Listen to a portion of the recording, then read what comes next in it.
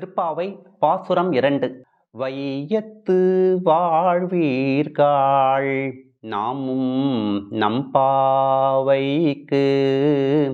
வையத்து வாழ்வீர்காள் நாமும் நம்பாவைக்கு. செய்யும் கிரீச்சைகள் கேளீரோ பார்க்கடலுள். செய்யும் கிரீச்சைகள் கேளீரோ பார்க்கடலுள். பைய துயின்ற பரமனடி பாடி. பைய துயின்ற பரமனடி பாடி.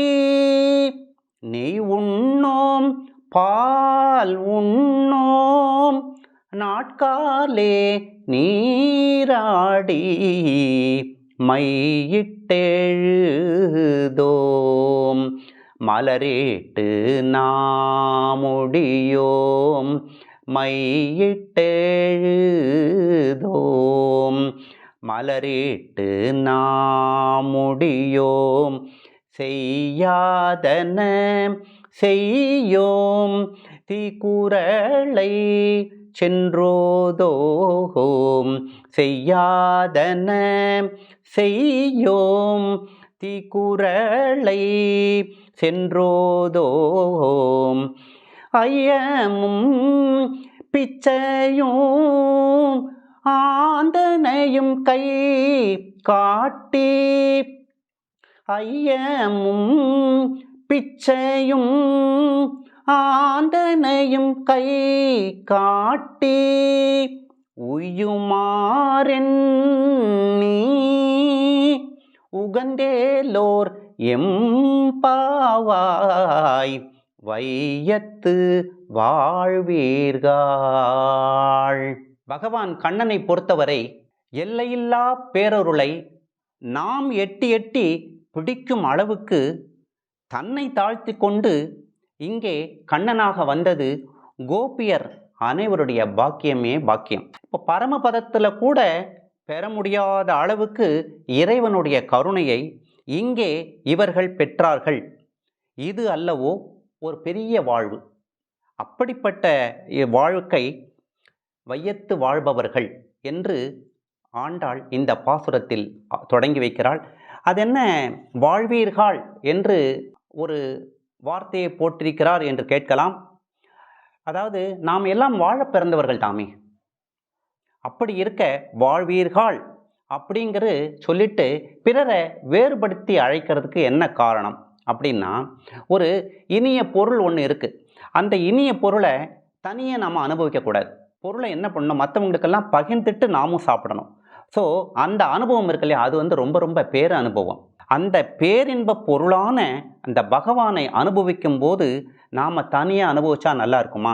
அது ரசமாக இருக்காது. ஆக அதனை சுவை ஊட்டி தருகின்றவர்களை கொண்டாடி அழைக்கின்றார்கள். அதுதான் வாழ்வீர்கள் என்கிற வார்த்தையில் நமக்கு அமைஞ்சு போடுறது.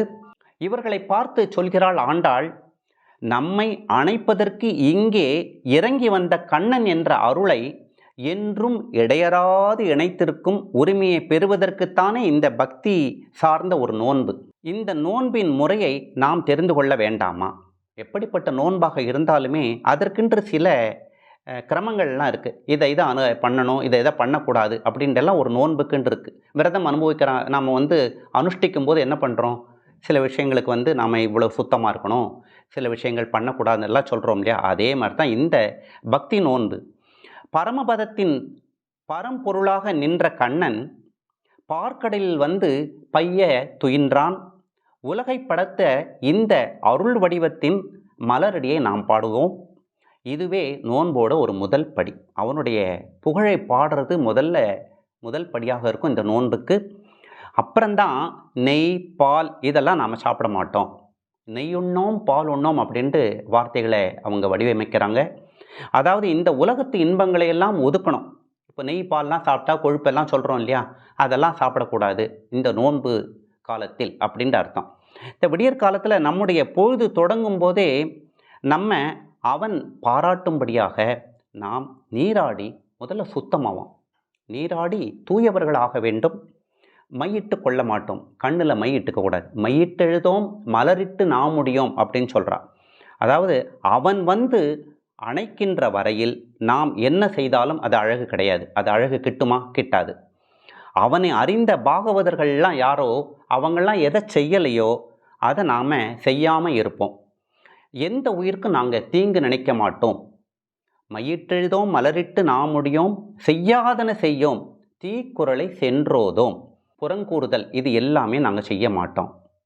அது மட்டும் இல்லாமல் மெய்ப்பொருளை நாடி வருபவர்கள் அவர்களுடைய தொடர்பு கொண்டு அவரவர் நிலைக்கு தகுந்தபடி எங்களுடைய அனுபவத்தை இயன்ற அளவுக்கு அவங்களோட பகிர்ந்து கொள்வோம். இப்படி செய்வதே தான் ஐயமிடுவது, பிச்சை அளிப்பது. ஆனால் இதையெல்லாம் செய்வது அவனை பெற்று உய்வதற்காக என்பதை நாங்கள் மறக்க மாட்டோம். நினைத்து நினைத்து இதனை மகிழ்வோம். இதுவே எங்களுடைய நோன்பு அப்படின்ட்டு நோன்புக்கான முதல் படியை இந்த பாசுரத்தில் அமைக்கிறாள் ஆண்டாள்.